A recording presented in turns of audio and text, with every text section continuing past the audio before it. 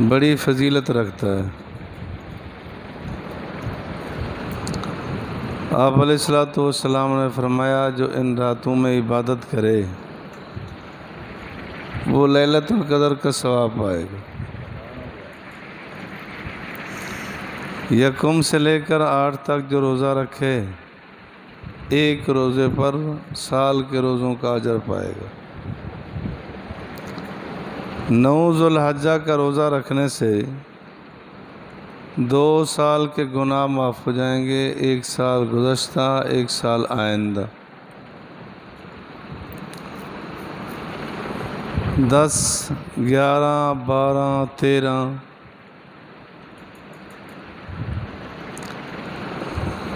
ان دنوں میں ویسے روزہ منع ہے۔ 2 عیدین کے دن ہو گئے، اس کے بعد 3 دن ہوتے ہیں۔ آپ علیہ السلام نے فرمایا لا تصوموا فی ہذہ الایام فانہا ایام اکل و شرب و بیعال۔ ان دنوں میں روزہ نہیں ہے، یہ اللہ تعالیٰ کی مہمانی کے دن ہوتے ہیں۔ بعض لوگ یہ تصور کرتے ہیں کہ 10 ذوالحجہ کو میں روزہ رکھ لوں گا اور اپنے قربانی کے گوشت سے افطار کروں گا۔ یہ تصور ہی غلط ہے۔ البتہ یہ ہے کہ اپنے قربانی کے گوشت سے کھانے کی ابتدا مستحب ہے۔ اگر وہ ہمت کر سکتا ہے تو ٹھیک ہے، قربانی کا انتظار کرے، جب قربانی ذبح ہو جائے اس کے گوشت سے کھانے کی ابتدا کرے، پینے کا مسئلہ نہیں ہے۔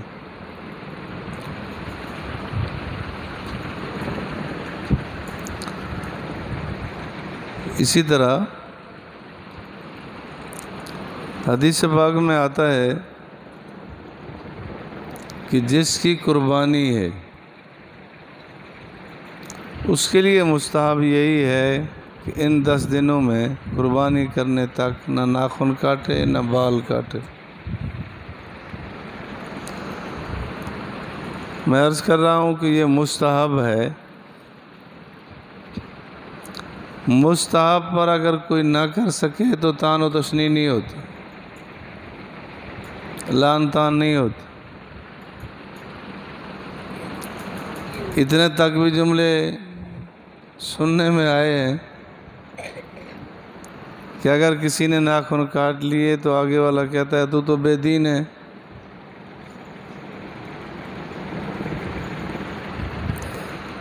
ایک صاحب کہہ رہے تھے کہ مجھے یہ بھی کہا گیا، میں نے خط بنوایا تھا تو مجھے کہا گیا کہ تو دین دشمن آدمی ہے، قربانی کے دنوں میں داڑھی نہیں کاٹی، اوپر نیچے سے داڑھی کو سیٹ کروایا۔ تو ایسے جملے مستحب پہ نہیں کہے جاتے، احتیاط چاہیے۔ اگر کوئی اس پر عمل کر سکتا ہے تو کرنا چاہیے، بڑا اجر ملے گا، حجاج اکرام سے مشابہت ہو جائے گی۔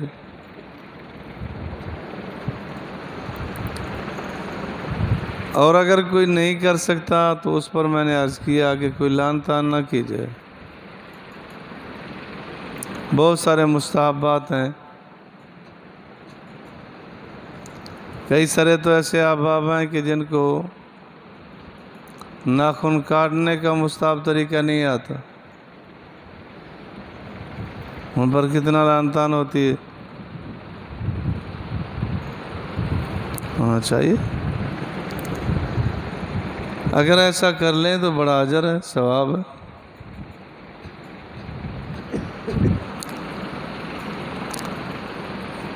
قربانی اپنی طرف سے کرے، صاحب نصاب ہے۔ والدین کی طرف سے کرنا چاہتا ہے تو کر سکتا ہے، لیکن یہ وضاحت ذہن میں رکھیں، مثلاً ایک قربانی کی اور یہ نیت کی کہ پوری امت کو ثواب پہنچے، یہ ٹھیک ہے۔ آپ علیہ الصلوۃ والسلام نے پوری امت کی طرف سے قربانی یہی کی تھی کہ اپنے لیے کی تو اس کا ثواب پوری امت کو پہنچا۔ اگر باقاعدہ کسی کے نامزد کرنا چاہتے ہیں تو پھر ایک ہی کریں گے، کئی اس میں شامل نہیں ہو سکتے۔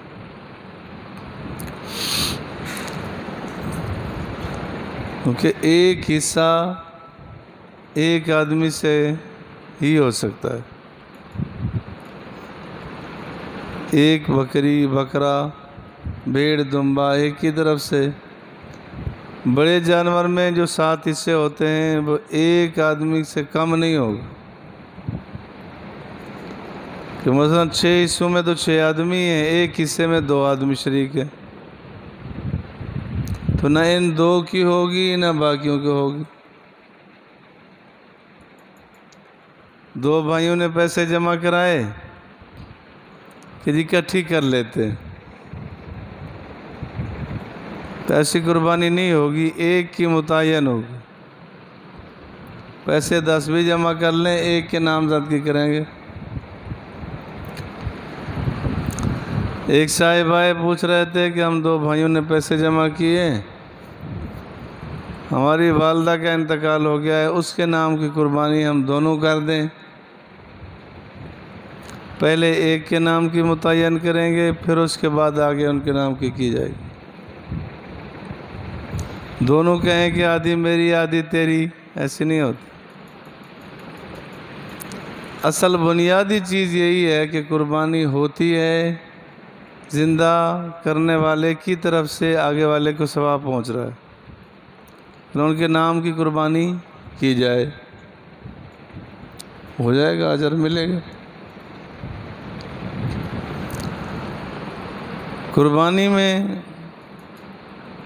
جو گوشت کے تقسیم میں سستی ہوتی ہے وہ نہ ہو۔ اگر 7 آدمی شریک ہیں تو تول کے گوشت برابر برابر دیا جائے۔ اگر ایک کو زیادہ ایک کو کم چلا گیا تو یہ سود ہوگا۔ تھوڑی سی بے احتیاطی سے نقصان ہو جاتا ہے، اس لیے احتیاط کر لیجئے۔ اگر کسی کو سرے پائے دیتے ہیں ٹھیک ہے، اس کو گوشت کم کر دیا جائے تو وہ اور جنس کہلاتی ہے، اتنا کم ہو جائے گا، کوئی حد نہیں۔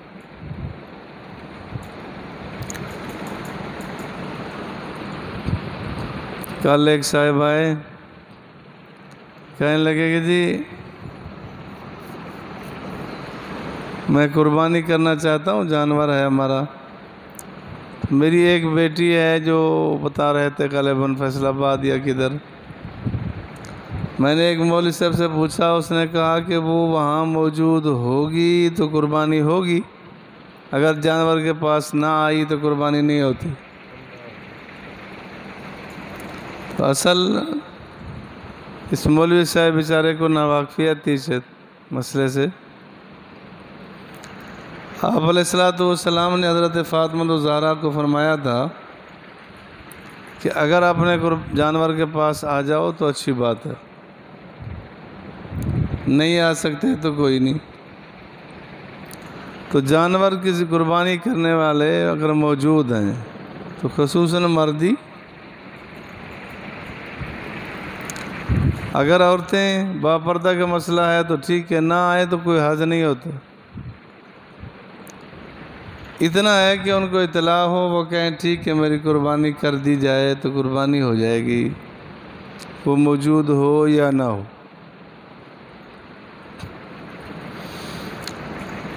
انہی دنوں میں ایک صاحب آئے، سانس چڑھا ہوا تھا، کہتا ہے جی مجھے تو ایک قربانی کی طاقت تھی، ایک صاحب نے بتا دیا کہ تیرا عقیقہ نہیں ہے تو قربانی نہیں ہوگی۔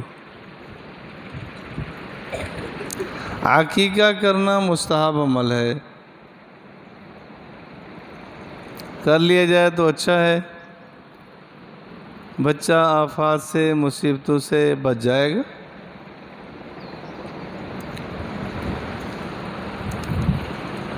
اگر نہیں کر سکتا کوئی حرج نہیں، کوئی بات نہیں۔ اس کو شرط قرار دینا کہ عقیقہ کرو گے تو قربانی ہوگی، نہیں تو نہیں ہوگی، یہ غلط ہے۔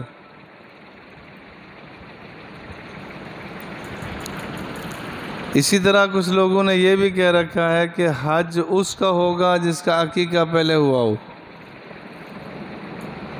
یہ بھی غلط روایات بات ہے، ایسی کوئی بات نہیں۔ کر لے، نہ کرے مستحب عمل ہے۔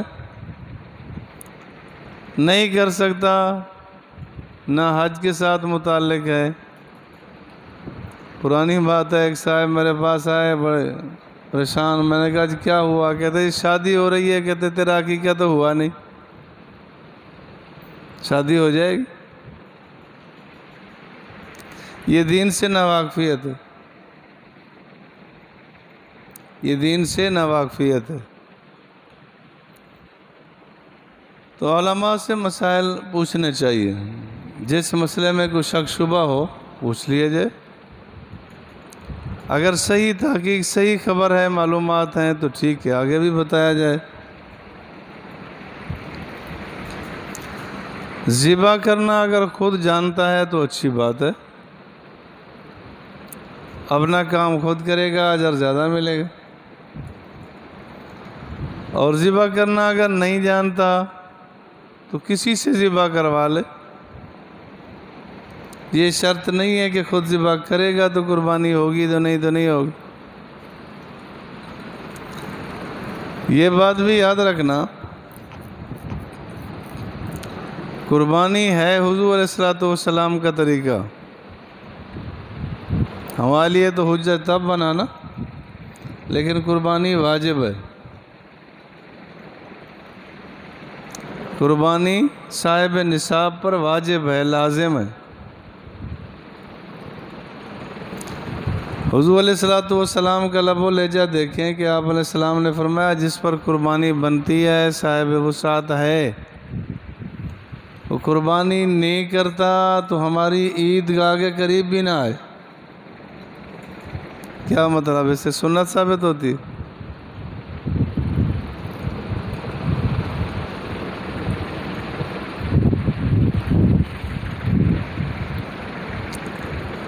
حضور علیہ السلام نے مدینہ منورہ میں تشریف لے جانے کے بعد ہر سال قربانی کی ہے،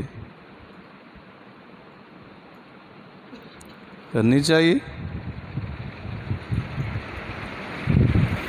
تو صاحب نصاب پر قربانی واجب ہے۔ قیامت کا قرب ہے، فتنوں کا دور ہے، ہر آدمی آج کل اپنا منچا دین بتاتا ہے۔ آگے والا بھی اپنے آپ کو وسعت ظرف سمجھتے، کہتے ہیں ہاں سر بالکل آپ کی بات بھی ٹھیک ہے، ایسا بھی ٹھیک ہے، ایسا بھی ٹھیک ہے۔ اپنی ذات کے بارے میں تو آپ جو بھی کریں، لیکن دین کے بارے میں ایسی رائے نہ دیا کر۔ دین آپ کا محتاج نہیں ہے کہ آپ رائے دیں گے تو دین بنے گا، دین بن چکا۔ تو قربانی واجب ہے، صاحب نصاب پہ لازم ہے، کبھی بھی اس کو محض سنت سے نہ ٹال دینا۔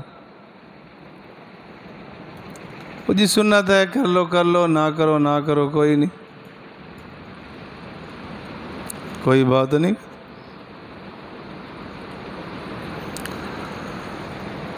اور اسی طرح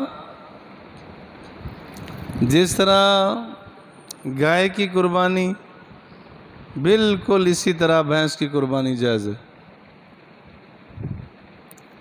بہیمۃ الانعام جو جانور کہلائے گئے ان میں سے ہے۔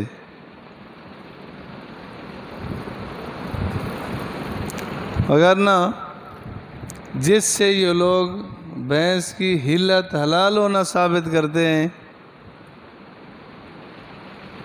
وہ روایت کون سی ہے؟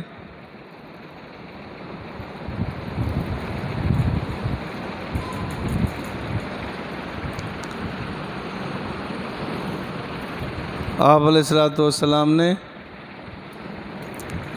افسوس لگتا ہے کبھی کبھی کہ یہاں ہماری مسجد کا جماعتی ایک صاحب میرے پاس آیا، کہنے لگا اس نے مجھے مشورہ دیا ہے کہ فرضوں کے بعد دعا نہ مانگا کرو، جیسے وہ ساتھی کہتے ہیں ٹھیک کہتے ہیں۔ میں نے کہا سبحان اللہ، اور بڑا سمجھدار آدمی، اور وہ اپنی مرضی سے کہہ رہا ہے، کہتے ہیں ہاں جی ہاں بالکل ٹھیک۔ تو حضور علیہ السلام نے جو حکم دیا وہ ہو،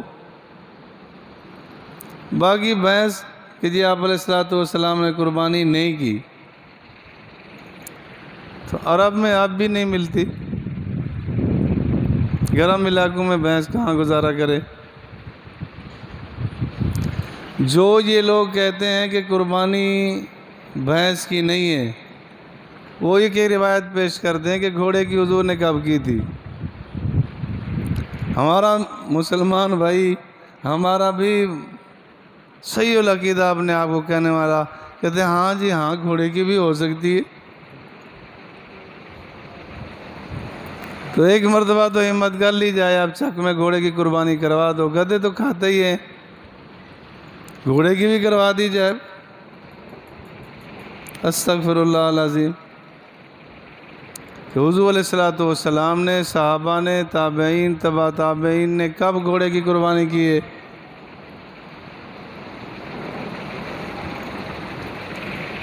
کوئی ایک موقع بتایا جائے کہ حضور علیہ السلام نے قربانی کے موقع پر گھوڑا ذبح کیا، کھایا جاتا تھا، جب منع کر دیا گیا ہمیشہ کے لیے منع ہو گیا۔ دودھ اسی کا پیا جاتا ہے، گائے گوشت اسی کا کھایا جاتا ہے، بڑے تقاضے کے ساتھ کہا جاتا ہے گوشت کٹے کا لانا ہوگا،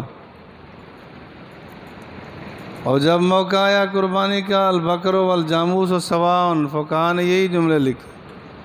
اس وقت یہ مشورہ دینے لگتا ہے، کہتا ہے نہیں نہیں نہیں۔ پھر تو ہندو سے بھی موافقت کر لی جائے کہ وہ کہتے ہیں گائے کی قربانی نہیں، کہتے ہیں ہاں جی ہاں نہیں ہونی چاہیے، کہ وہ بھی ہمارے مسلمان بھائی ہیں، نہیں تو انسان بھائی تو ہیں۔ دینیات کے بارے میں محققین کے بغیر بات نہیں کرنی چاہیے،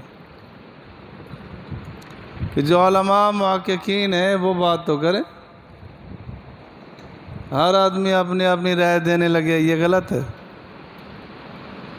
غلط سوچا۔ اسی طرح تکبیرات تشریق 9 ذوالحجہ کی صبح کی نماز سے شروع ہوتی ہیں، 13 کی عصر تک ایک مرتبہ کہنا واجب ہے بس،